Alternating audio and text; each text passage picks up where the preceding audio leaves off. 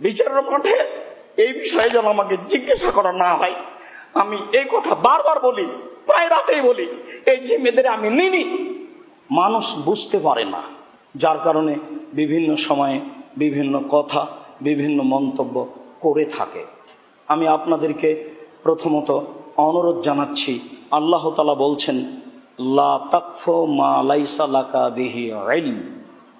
যেই বিষয় তোমার জানা নাই, যেই বিষয়ে তোমার জ্ঞান নেই, সেই বিষয়ের পিছনে তুমি দৌড়ায়ও না, সেই বিষয়ের পিছনে তুমি লাগিও না। সেটা জামিয়া সালাফিয়াই বলে বলছি তা নয়, সেটা আব্দুর রাজ্জাক বিন ইউসুফ বলে বলছি তা নয়। সারা পৃথিবীর মুসলিম পুরুষ নারীকে, সারা পৃথিবীর মানুষকে আল্লাহ তাআলা বলছেন, যে বিষয়টা তোমার জানা নেই সেই বিষয়ে তুমি যায়ও না, ওর পিছনে পড়িও না। কেন?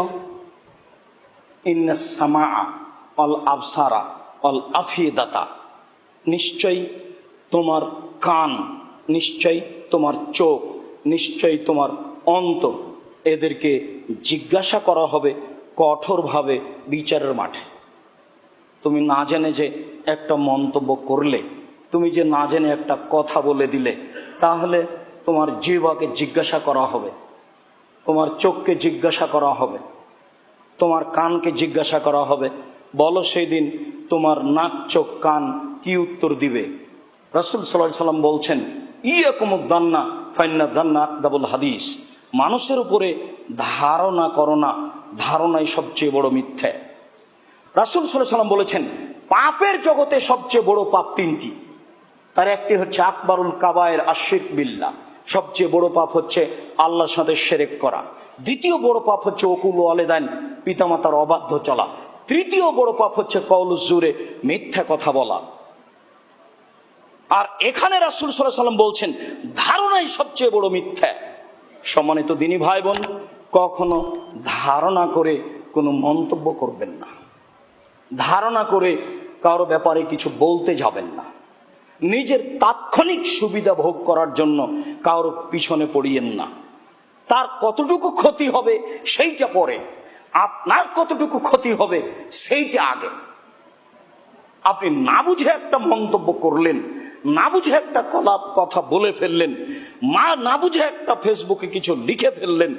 যদি এটা ঠিক হয় তাহলে আপনি বিপদগ্রস্ত, সেটা যদি বদনাম হয় তাহলে তার বাঁচা যাবে না, তার হাতে ক্ষমা ছাড়া বিচারের মাঠে আর ক্ষমা হবে না। আর সেটা যদি অপবাদ হয় তাহলে 40 লাঠি না মারা পর্যন্ত আপনি দুনিয়াতে পবিত্র হবেন না, পরকাল কি হবে সেটা পরে। খুব কঠিন ব্যাপার। যার কারণে আল্লাহ তাআলা বলছেন, কখনো যে বিষয়ে তোমার কিছু জানা নাই সেই বিষয়ের পিছনে পড়ো না। সম্মানিত দিনী ভাই বোন, পৃথিবীর সকল দিনী ভাই বোনকে আমি নাসিহাতের ক্ষেত্রে জোরালোভাবে বলতে যাচ্ছি, ভুলেও কাজ করতে যায়েন না। আমি আব্দুর রাজ্জাক বিন ইউসুফ দীর্ঘদিন থেকে দিন প্রচার করে আসছি। 90 সাল থেকে মাঠে আছি। 90 সাল থেকে আজ অবধি আমি কারো বিরুদ্ধে কোনো দিন কিছু বলছি তা আমার মনে পড়ে না। যদি আমি কোনো জায়গাতে মাজলুম হয়ে থাকি তখন হয়তো বা বিষয়টা পেশ করেছি মাজলুমের খাতিরে। আর মাজলুম কিছু বলতে পারে তা রাসূল সাল্লাল্লাহু আলাইহি সাল্লাম বলেছেন। তাছাড়া ব্যক্তিগত ব্যাপারে, সামাজিক ব্যাপারে আমি কোথাও বলেছি তা আমার মনে হয় না। সাথে সাথে আমি খুব চেষ্টা করি খুব সাধারণ গতিতে জীবিকা নির্বাহ করা। নিজস্ব টাকা পয়সা, ব্যাংক ব্যালেন্স নিয়ে কিছু করতে হবে, এইটা আমার এখন সাধনাতে নেই। আমার কাছে নিজস্ব বলে কিছু নেও, এটা আমি দেখতেও পাই না। যা পয়সা ইনকাম করি তা প্রতিষ্ঠানের পিছনে, আহাল পরিবারের পিছনে খরচ করে দিই বলেই আমি এখন বুঝতে পারছি যে আমি দেখতে পাচ্ছি। আমার জীবনে আমি কোনোদিন, যেদিন থেকে প্রতিষ্ঠানের দায়িত্ব নিয়েছি সেদিন থেকে 10-এর পয়সা আমি খেয়ে নিয়েছি বা প্রতিষ্ঠানের খেয়েছি, আর সেটা আমি দিইনি এমনটা আমার মনে পড়ে না। আমি কোনোদিন জামিয়া সালাফে এক সন্ধ্যা খেলে আমি তার টাকা দিয়ে দিয়েছি। আমার বোঝ অনুপাতে প্রাণপণে চেষ্টা চালিয়ে যাচ্ছি সব কিছু ঠিক রাখার। আরও মনে রাখবেন যে জামিয়া সালাফে পরিচালনা করে নেবরাস ইসলামিক রিসার্চ ফাউন্ডেশন। এটা সরকার অনুমোদিত ফাউন্ডেশন, তার একটা সরকারি নাম্বার আছে। নেবরাস ইসলামিক রিসার্চ ফাউন্ডেশন, এটা জামিয়া সালাফিয়া ডাঙ্গিপাড়া পাওয়া রাজশাহী, জামিয়া সালাফিয়া রূপগঞ্জ নারায়ণগঞ্জ পরিচালনা করে। সাথে সাথে রোহিঙ্গাদের এখানে কয়েকটা মসজিদ আছে আর আপনার ওই মক্তব আছে, সেগুলি পরিচালনা করে, তাদেরকে সহযোগিতা করে থাকে। সারা দেশের অসহায় মানুষের কাছে সময়ে সময়ে সহযোগিতার জন্য যায়, তা আপনাদের জানা আছে। লকডাউনের সময় গেছিল, তাও জানা আছে। আর যখন বন্যার সময় আসে তখন যাই, তা আপনাদের জানা আছে। সম্ভবপর চেষ্টা করি আমরা নেবরাস ইসলামিক রিসার্চ ফাউন্ডেশনের অধীনে থেকে কিছু কাজ করা। এই প্রতিষ্ঠান ওই প্রতিষ্ঠান মিলে প্রায় 3000 ছেলে মেয়ে আছে, তার 535 জন অসহায় এতিম রয়েছে। তার এতিম হচ্ছে 115 জন, যাদের খরচ বহন আপনাদের মাধ্যম দিয়ে নেবরাস ইসলামিক রিসার্চ ফাউন্ডেশন করে থাকে। আমি মানুষ হিসাবে চেষ্টা চালিয়ে যাচ্ছি সঠিক করার। এর পরেও কোথাও যদি ভুল থাকে কেউ বললে আমি তা সংশোধন হওয়ার চেষ্টা করব। এরপরেও আমি প্রতি রাতে আল্লাহকে বলি, আল্লাহ আমি এসব জিম্মেদারি নিইনি, এসব জিম্মেদারি তুমি আমার উপরে চাপিয়ে দিয়েছ, এইগুলো তুমি সহজ করে দাও। কোথাও যদি ভুল থাকে তাহলে সংশোধন করে দাও। আর কোথাও যদি কোনো পয়সা পাতি আমার মধ্যে চলে আসে, আমি নিজেই খেয়ে নিয়ে থাকি, আমি যদি বুঝতে না পারি, তাহলে তুমি আমার শ্রম দিয়ে সেটা পরিশোধ করে দিও। বিচারের মাঠে এই বিষয়ে যেন আমাকে জিজ্ঞাসা করা না হয়। আমি এই কথা বারবার বলি, প্রায় রাতেই বলি, এই জিম্মেদারি আমি নিইনি। 2017 সালের 24 আগস্ট রোজ বুধবার বিকাল 4:30-5টার সময় আমি এই মাঠে বলেছি, আমার হাতে টাকা নেই, কথা সত্য। এখানে প্রতিষ্ঠান গড়বে, কথা সত্য। ইনশাল্লাহ গড়বেই গড়বে। কত টাকা খরচ হয়েছে যারা হিসাব রক্ষক তারা জানে। এই মসজিদটাতে কয়েক কোটি টাকা খরচ আছে। 90% জমির উপরে এই মসজিদ, সম্পূর্ণ জমি কিনা। এখানে ধান 1 শতক নেই, সম্পূর্ণ জমি কিনা। কিনা জমির উপরে মসজিদ দেখতে পাচ্ছেন। আরো জমি সব প্রায় কিনা।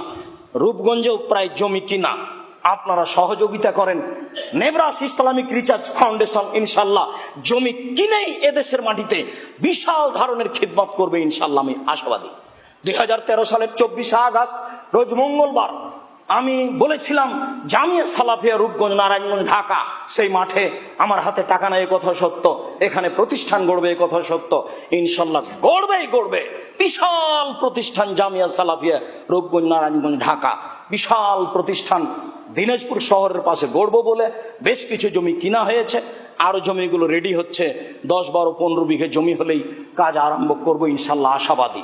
এরকমই আরো দেশের বিভিন্ন জেলাতে চেষ্টা চালিয়ে যাচ্ছি।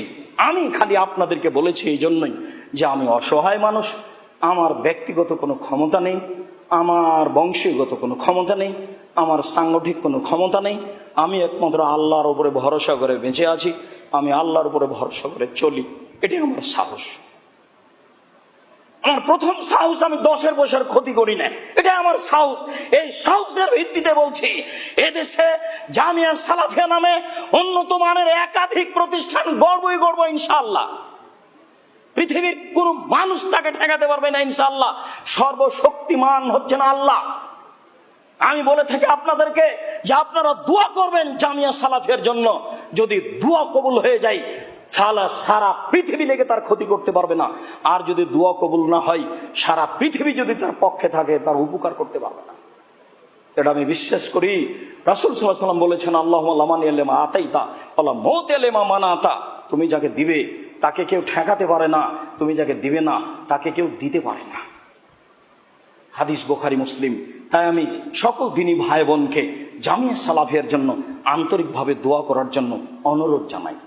যারা প্রতিষ্ঠানের ক্ষতি করতে চাই তাদেরকে আল্লাহ হেদায়েত করার জন্য দোয়া করার জন্য অনুরোধ জানাই।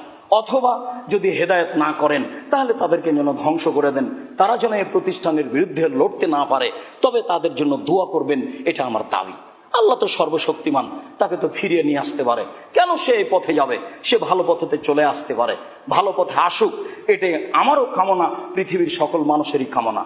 রাসূল সাল্লাল্লাহু আলাইহি ওয়াসাল্লাম 1 মাস বদ মানুষের জন্য বদদোয়া করেছিলেন, আল্লাহ ওদের ধ্বংস করো, ওদের ধ্বংস করো, ওদের ধ্বংস করো। তারপর আল্লাহ বলছেন, আপনার জন্য এটা মানায় না যে আপনি কারো ধ্বংস কামনা করবেন, আপনি হেদায়েত কামনা করেন। আমরা মানুষের হেদায়েত কামনা করি। এরপরে আন্তরিকভাবে দোয়া করার জন্য অনুরোধ জানিয়ে বলছি, আল্লাহ আমাদের যারা মারা গেছে তুমি তাদের কবরের শাস্তি মাফ করো। আমরা যারা অসুস্থ তুমি তাদের আরোগ্য দান করো। আমরা যারা বেঁচে আছি তুমি তাদেরকে তোমার রাসূলের পদ্ধতি অনুযায়ী চলার তৌফিক দান করো।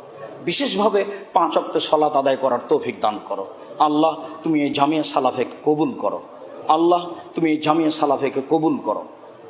এই জামিয়া সালাফের পিছনে যারা আছে তাদের মধ্যে যদি কোনো ভুল ত্রুটি থাকে সেটা তুমি মাফ করে দাও। তুমি তাদেরকে সংশোধন করে এই জামিয়া সালাফের পিছনে কাজে লাগিয়ে রাখো।